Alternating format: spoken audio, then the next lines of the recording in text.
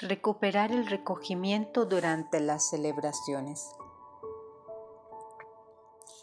Procurar el empleo de los objetos más hermosos para la Eucaristía es una forma loable y necesaria de manifestar nuestro respeto y nuestro amor. Pero aún es más importante trasladar ese respeto y ese amor a nuestra conducta. En nuestras asambleas, los africanos tenemos tendencia de dejarnos llevar por una especie de frenesí descontrolado. Nuestras iglesias se han convertido en espacios donde reinan el alboroto, una alegría exuberante y desbocada, la santa anarquía y, en definitiva, la falta de respeto a la gloriosa majestad del Dios 3 veces santo.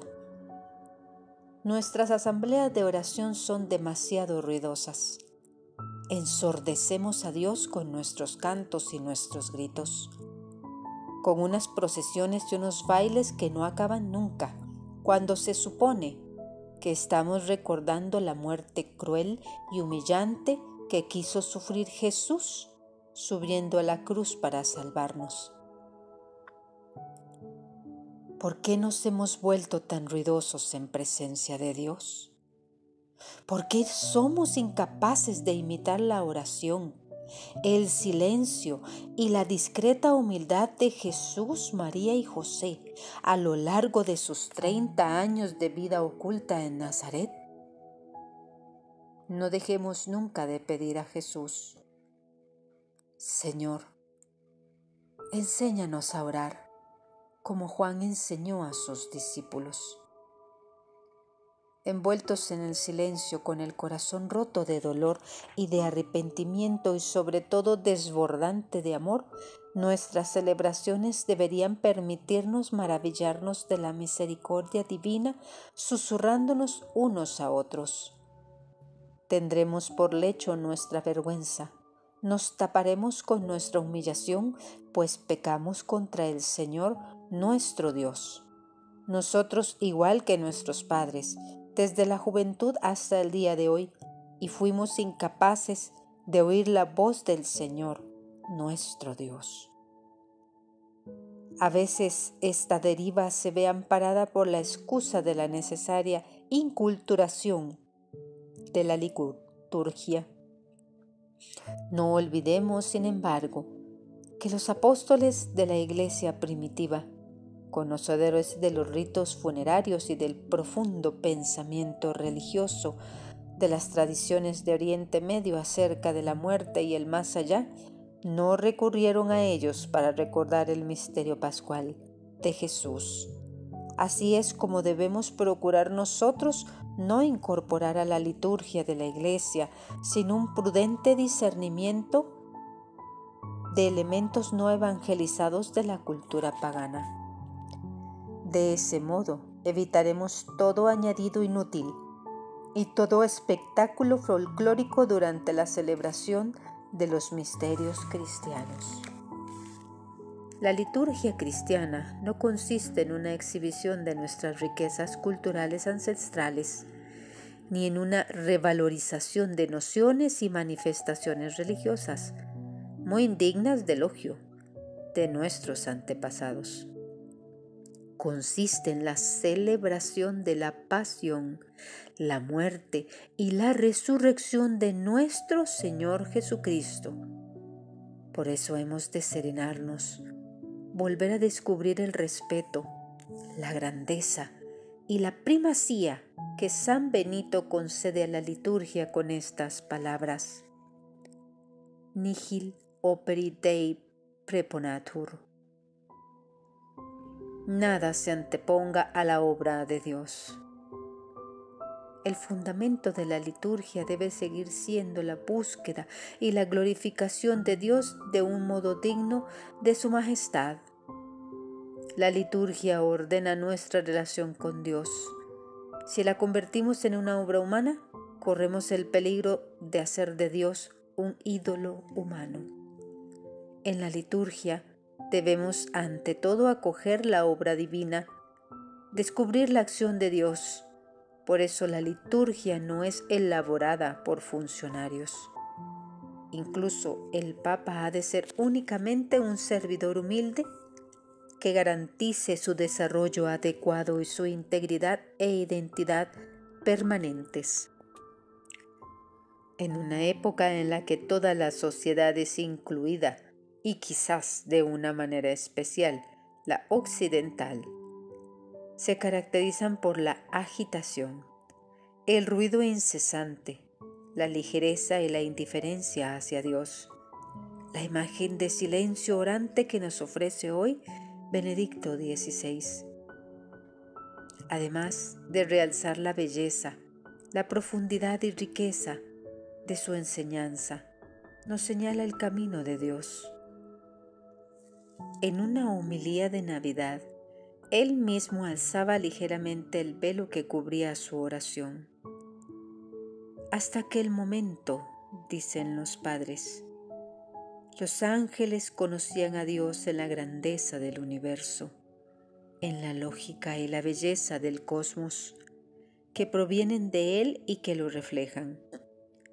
Habían escuchado, por decirlo así, el canto de alabanza callado de la creación y lo habían transformado en música del cielo.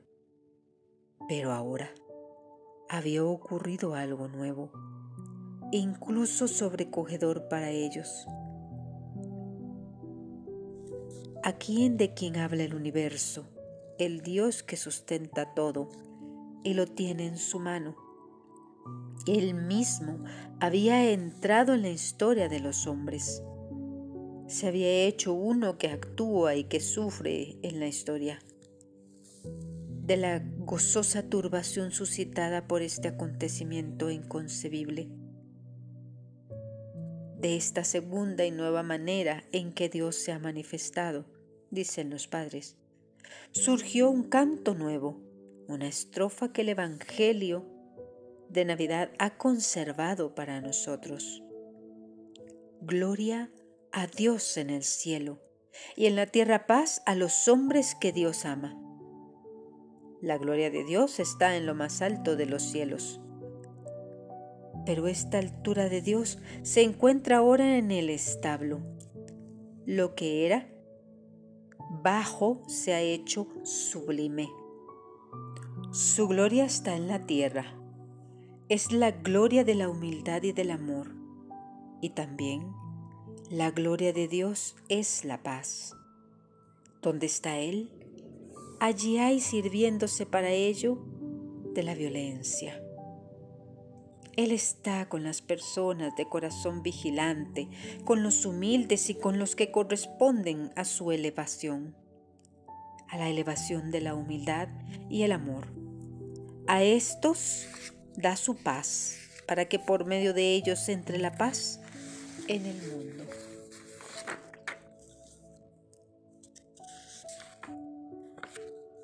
Si queremos orar de verdad y encontrar a Dios que habita en el silencio, hemos de revestirnos de humildad, de modestia y de silencio.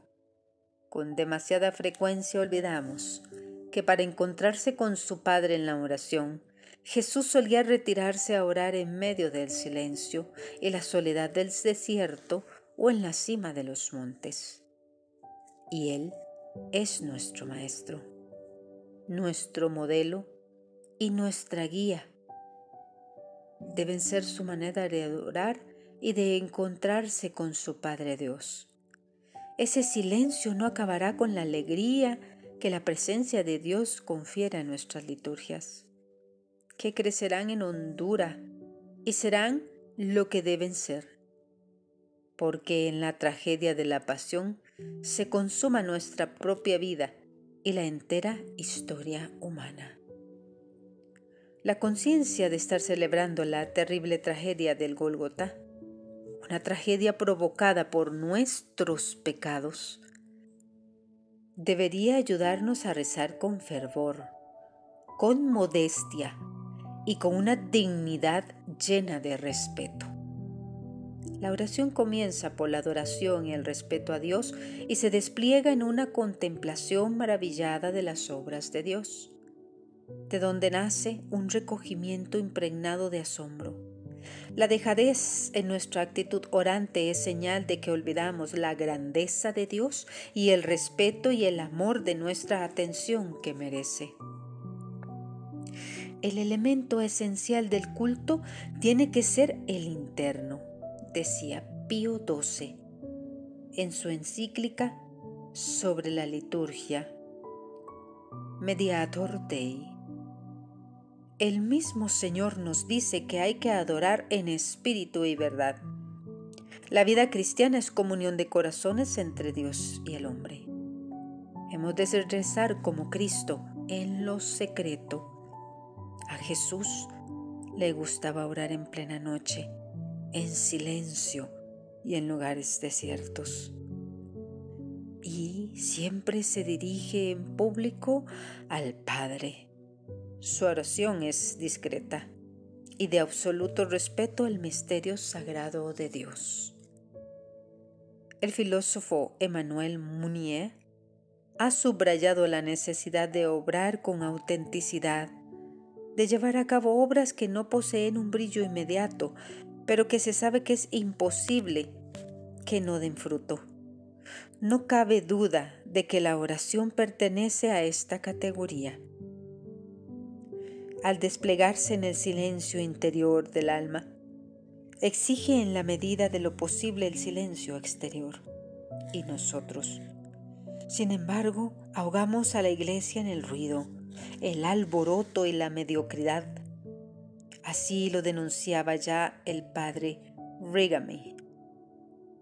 Es absurdo pretender llevar una vida de oración y no mantener una rigurosa disciplina con respecto a la radio, la televisión, los periódicos, las revistas, el cine.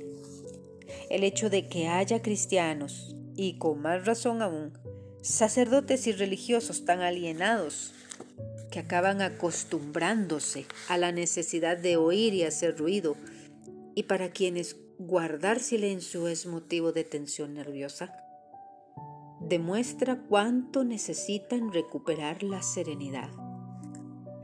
Hay que convencerse de que la oración y el silencio se identifican, siempre y cuando se reconozca como propósito último de ese silencio el movimiento del alma que se despoja de lo que le aliena para entregarse a Dios. El alma invadida por el ruido exterior se paraliza y necesita volver a movilizar sus energías. El ruido que el alma genera es una huida de sí misma en la que queda disuelta y necesita recuperarse en el recogimiento y el silencio. Si dentro de la iglesia y en nuestras asambleas nuestros movimientos carecen de orden, si reinan en ellas el alboroto y el ruido, si lo que predomina y oculta la presencia de Dios son un descaro ruidoso e histérico, el espectáculo y el teatro, la oración no encuentra un ambiente propicio. Su orientación es contemplativa. Es asombro en la medida en que lleva a mantener la mirada fija en Dios. Por eso desea una calma silenciosa y una apacible semejanza en los movimientos. Cuando nos reunimos para celebrar el sacrificio eucarístico, hemos de velar por la moderación y el orden. No hace falta caer en una palabrería exagerada, ni gritarle ruidosamente a Dios. Nuestras peticiones deben brillar por su discreción y su comedimiento. Dios no escucha las voces, sino los corazones. Quien ve nuestros pensamientos más secretos no necesita que atraigamos su atención a gritos. Existe una necesidad urgente de recuperar el sentido de lo sagrado y del misterio que lleva a reconocer al hombre que todo procede de Dios y que solo es plenamente hombre cuando se arrodilla ante Él para adorarle, contemplar su santidad radiante y dejarse remodelar a su imagen y semejanza.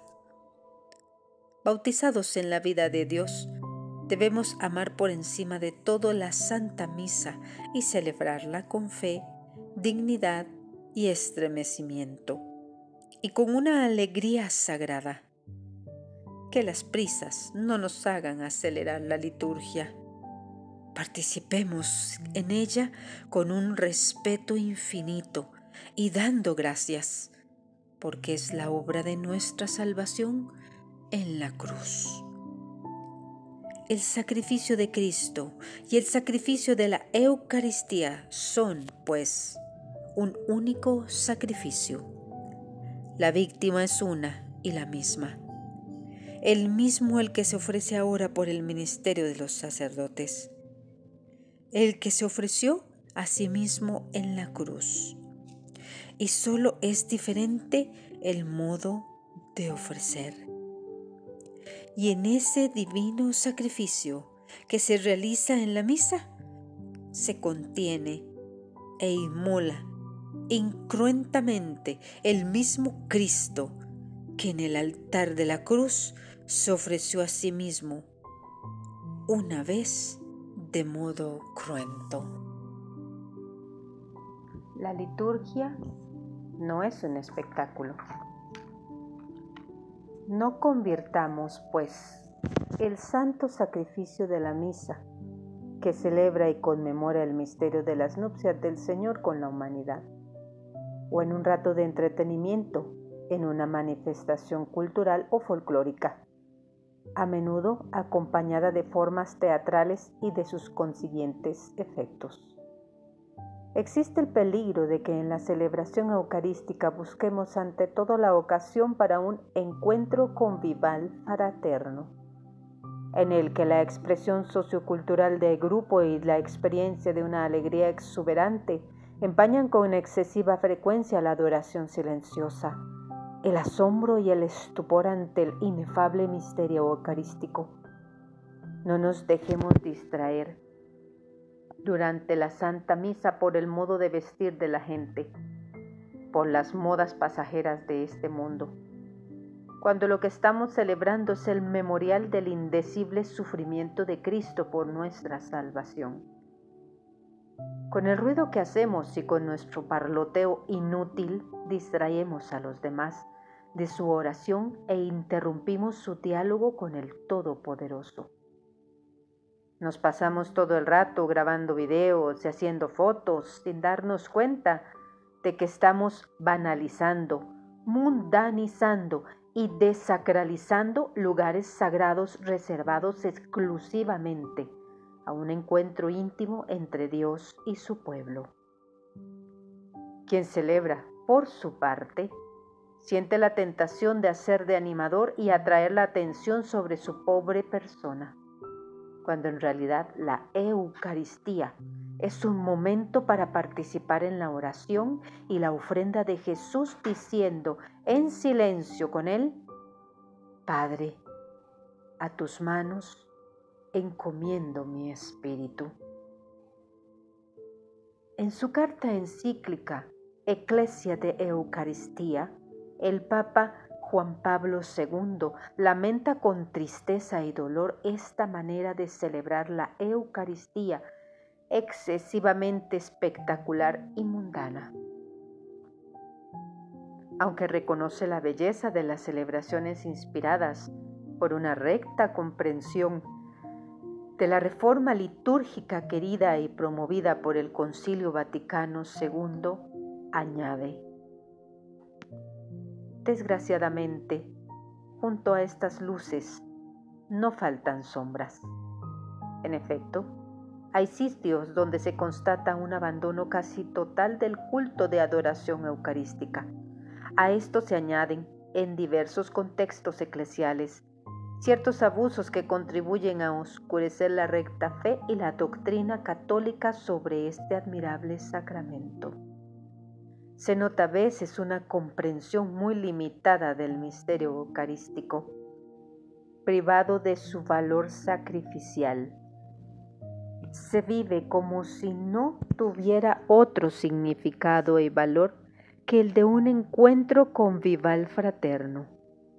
Además, queda a veces oscurecida la necesidad del sacerdocio ministerial, que se funda en la sucesión apostólica, y la sacramentalidad de la Eucaristía se reduce únicamente a la eficacia del anuncio. También por eso aquí y allá surgen iniciativas ecuménicas que, aun siendo generosas en su intención, transigen con prácticas eucarísticas contrarias a la disciplina con la cual la Iglesia expresa su fe. ¿Cómo no manifestar profundo dolor por todo esto? La Eucaristía es un don demasiado grande para admitir ambigüedades y reducciones. A continuación, el Papa Santo asume la defensa de la magnificencia del culto eucarístico. Como la mujer de la unción en Betania, la Iglesia no ha tenido miedo de derrochar dedicando sus mejores recursos para expresar su reverente asombro ante el don inconmensurable de la Eucaristía. No menos que aquellos primeros discípulos encargados de preparar la sala grande.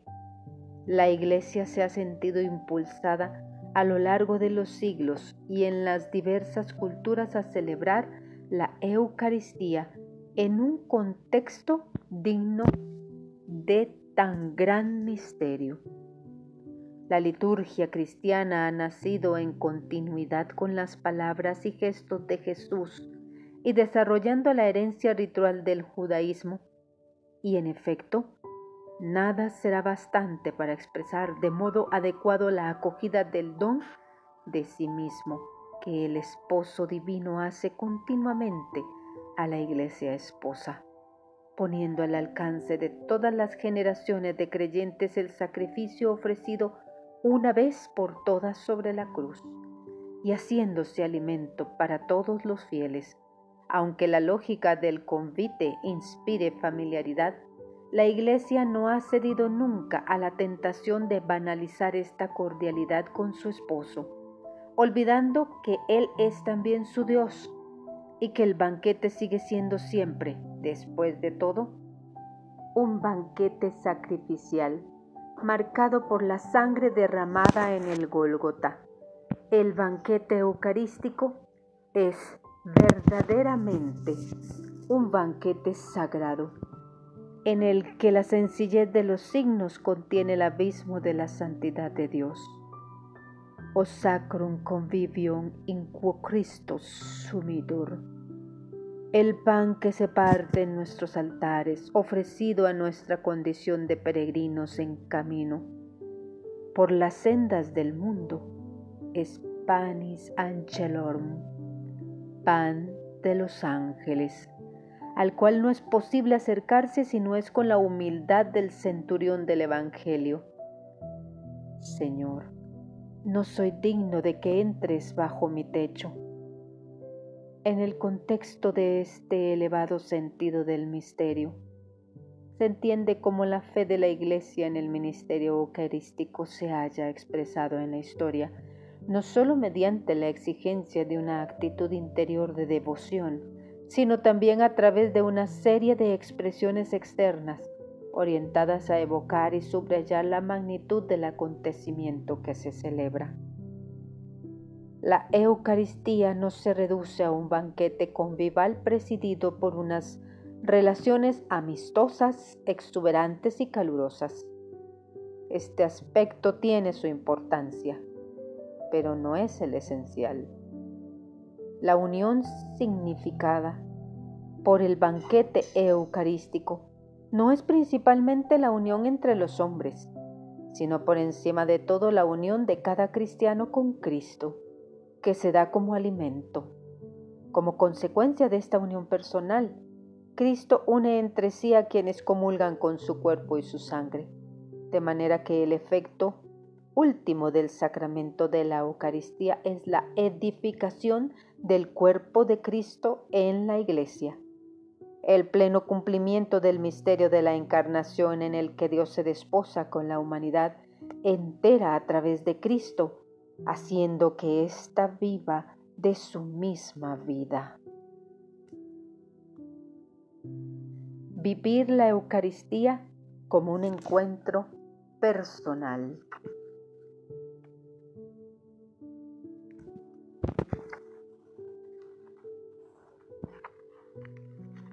Para que en este sacramento la unión de los fieles con el Señor sea real, es necesario que la fe y la atención de cada uno de ellos estén lo suficientemente vivas, de modo que la Eucaristía no se quede en algo exterior.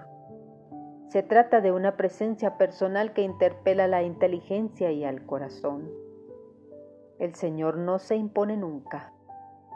Mira, estoy de pie a la puerta y llamo. Si alguien escucha mi voz y abre la puerta, entraré en su casa y cenaré con él y él conmigo. El Señor se ofrece, se entrega humildemente como alimento, confiando, como explica San León Magno, en que nos dejemos transformar por Él. La Pascua del Señor se celebra legítimamente con ázimo de sinceridad y de verdad. Sí, desechado el fermento de la antigua malicia, la nueva criatura se embriaga y nutre del mismo Señor. Porque la participación del cuerpo y de la sangre de Cristo no hace otra cosa sino convertirnos en lo que recibimos y seamos portadores, en nuestro espíritu y en nuestra carne, de aquel en quien y con quien hemos sido muertos, sepultados y resucitados. Esa presencia ofrecida de Jesús Eucaristía tiene que convertirse para nosotros en el centro de un encuentro interpersonal y de una alianza de amor. Es algo parecido a lo que sucede cuando viajamos en tren. Si enfrente de mí va sentada una persona que se muestra indiferente y ni siquiera me mira, entre ella y yo no ocurre nada, por mucho que mi gesto sea amigable y busque el contacto humano. Igual me daría tener a mi lado o frente a mí una maleta. No existo para ella. Para que surja una auténtica presencia, hace falta una mirada, una sonrisa, una palabra amistosa. Entonces sí nace una verdadera relación de persona a persona. En la Eucaristía, el acto de la fe da paso al segundo tipo de presencia. Un acto de fe que no se reduce a reconocer con la inteligencia que ahí está Cristo, sino que reúne en sí toda la vida cristiana, esa vida que está con Cristo escondida en Dios. Así la presencia eucarística se vuelve plenamente salvífica. Por desgracia, delante de este misterio, muchas veces estamos presentes solo físicamente. Incluso cuando celebramos, nos mantenemos a distancia, como desde fuera, con el espíritu y el corazón transportados a años luz de la presencia real del Señor, por culpa de nuestras preocupaciones terrenales, nuestra tibieza, nuestra falta de fe y de amor a Él. Los riesgos de la concelebración. Es innegable que la práctica habitual de la concelebración conlleva un riesgo para esa presencia atenta y amorosa. Es deber de los obispos condenar la falta de dignidad del atuendo minimalista y la conducta informal de los concelebrantes, cada uno de los cuales es un auténtico celebrante de la Eucaristía, y como tal, debe mantener a lo largo de todo el rito la atención centrada exclusivamente en Cristo, con una actitud visible de oración y adoración, con todo el recogimiento y el porte que se exige al sacerdote que ofrece la Santa Misa. Mientras celebran, les está prohibido ejercer funciones que no sean estrictamente ministeriales, como la de organista, o a fortiori, dedicarse a otras actividades como las de hacer fotos o ponerse a bailar. Son conscientes de que representan a Cristo, es más, que son ipse Christus, el mismo Cristo. El acto litúrgico es un acto sagrado que conmemora el sacrificio de Cristo en el Gólgota y acoge en la fe su presencia misteriosamente oculta bajo las especies del pan y el vino eucarísticos. Esa presencia de Cristo debe estar envuelta en la fe y el amor y por lo tanto en el máximo respeto. La palabra de Dios en la liturgia. Toda la Eucaristía queda resumida en la Sagrada Hostia, en la que está presente Jesús con su cuerpo, su sangre, su alma y su divinidad. No obstante, el desarrollo de la celebración eucarística va siempre acompañado de la lectura de la palabra de Dios como elemento indispensable de la liturgia. En línea con toda la tradición, la Constitución Sacrosanctum Concilium subraya la suma importancia, maximum momentum, de la palabra de Dios en la liturgia de la Iglesia. Una importancia que se pone de manifiesto a través de los gestos, los símbolos y los textos litúrgicos, directamente extraídos o inspirados en la Sagrada Eucaristía. De suerte que en las ceremonias y celebraciones cristianas quien desconoce su intenso y delicioso sabor se sentirá como un extranjero que no comprende el idioma. Los ritos que durante la misa acompañan la proclamación del Evangelio, reservada al sacerdote o al diácono, que todos escuchen de pie y va precedida de una procesión con velas e incienso, expresan de manera muy explícita la preeminente dignidad de la palabra de Dios. Como bien sabemos, el evangeliario se puede colocar sobre el altar. Únicamente los evangelios y el cuerpo del Señor gozan de este privilegio, una costumbre que la Iglesia Ortodoxa griega ha conservado hasta hoy. No conviene, por tanto, dejar encima del altar del sacrificio las gafas, la birreta, ni ningún otro objeto. Durante los concilios, como el de Éfeso en el año 431, el evangeliario se colocaba sobre un trono para indicar la presencia de Cristo que preside la asamblea de su iglesia. Es estupendo que el Vaticano II haya vuelto a fomentar la práctica de la entronización del Evangelio. Todos estos ritos pretenden expresar la veneración interior con que la Iglesia envuelve la palabra de Dios. De ahí lo absurdo, ridículo, vulgar e irrespetuoso que es llevar el Evangelio encima de la cabeza o metido en un cesto, como a veces se ha visto en África. Nadie ha trasladado nunca a su rey o a su jefe en un cesto. Este modo de inculturar la liturgia no es demasiado acertado y sí muy poco respetuoso con Dios. Durante la misa, para las lecturas que preceden a la celebración de la Eucaristía propiamente dicha, la Iglesia no admite otros textos que los de las Escrituras.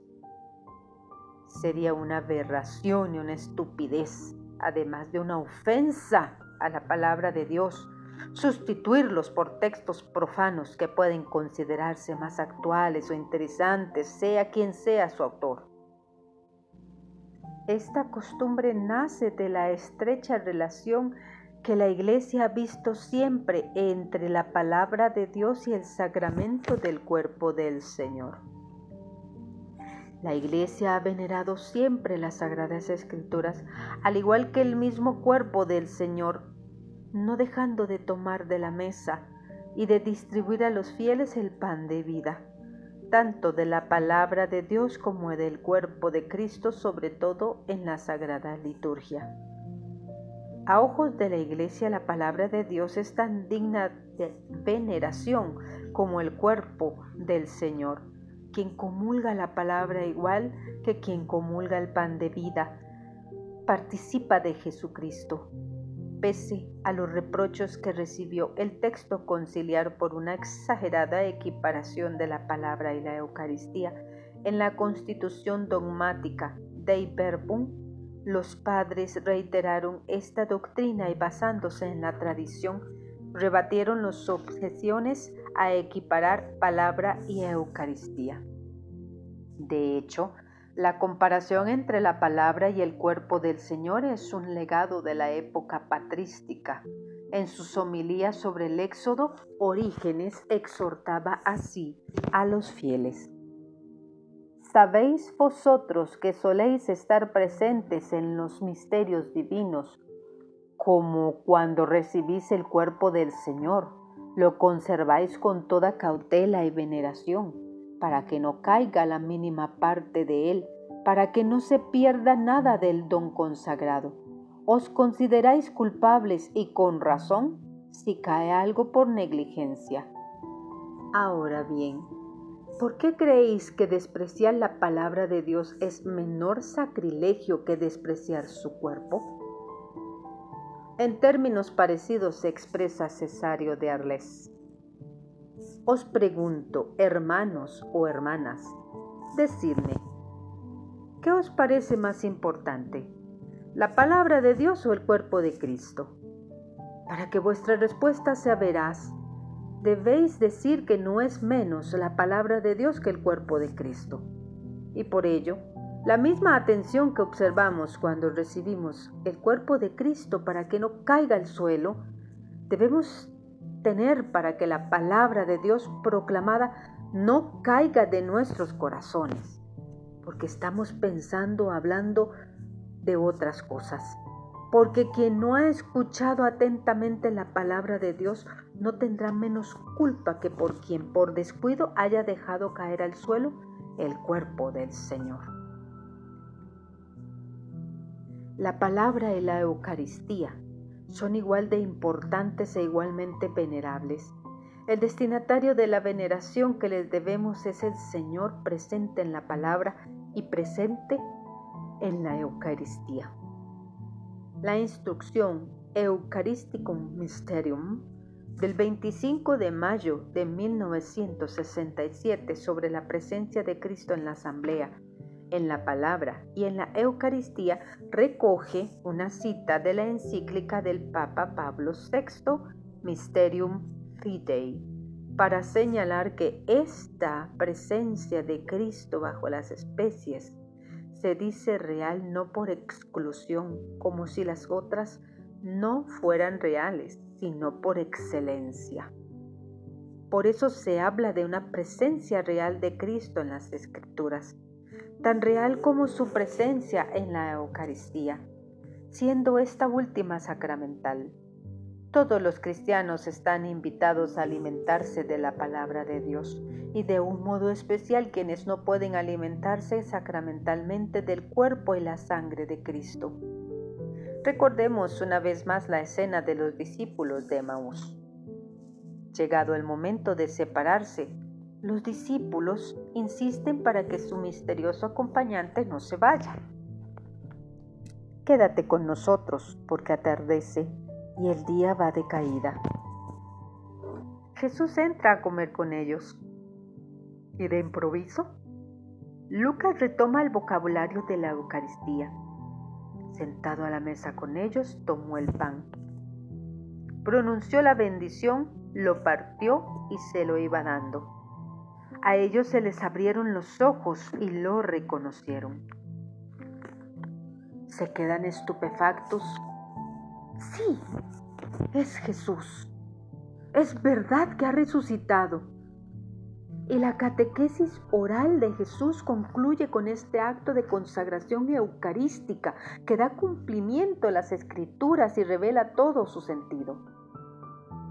Así pues, el Señor Jesús tomó en sus manos los panes de las Escrituras, cuando encarnado según las Escrituras, sufrió su pasión y resucitó.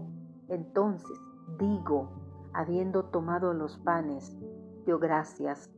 Cuando cumpliendo así las Escrituras, se ofreció él mismo al Padre en sacrificio de gracia y de verdad.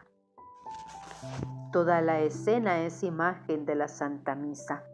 La liturgia de la palabra hace crecer nuestro conocimiento más íntimo del Señor y en el sacrificio eucarístico entramos en comunión con Él. Ambas partes de la misa son absolutamente necesarias. La palabra nos conduce a la presencia de Cristo y la misteriosa e íntima comunión de vida con Jesús. El que come mi carne y bebe mi sangre habita en mí y yo en él.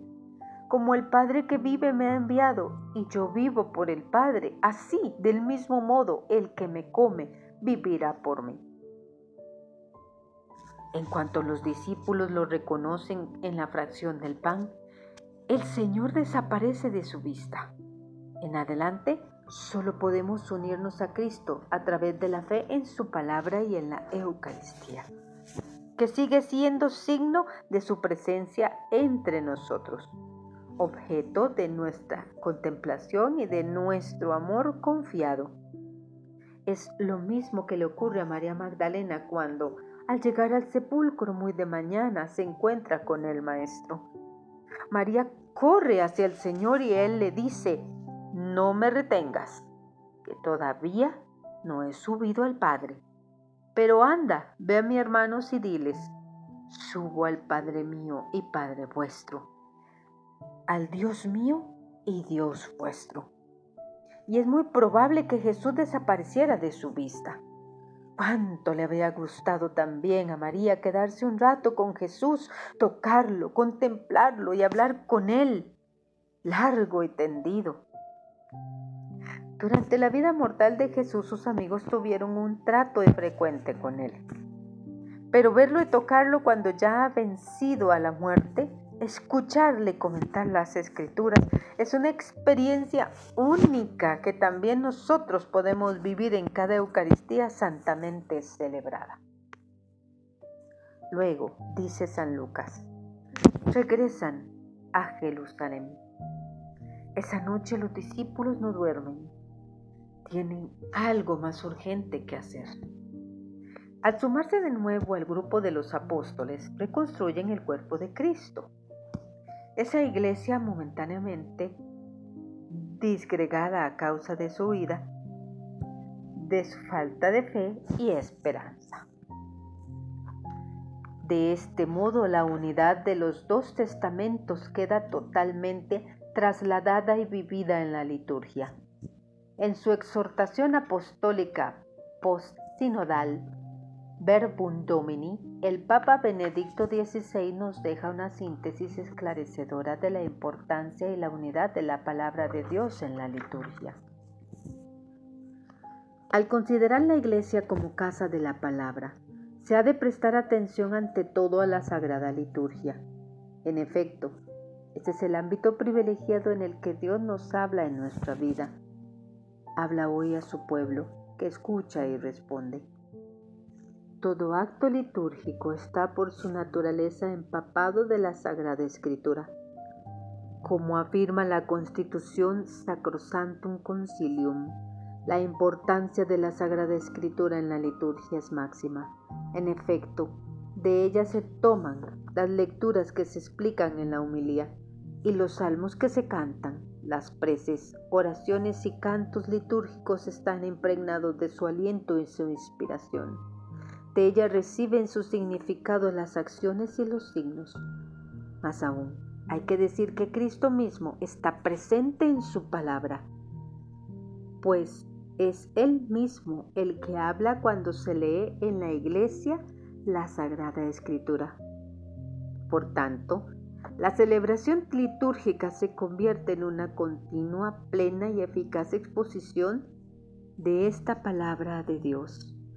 Así la palabra de Dios expuesta continuamente en la liturgia es siempre viva y eficaz por el poder del Espíritu Santo y manifiesta el amor operante del Padre, amor indeficiente en su eficacia para con los hombres.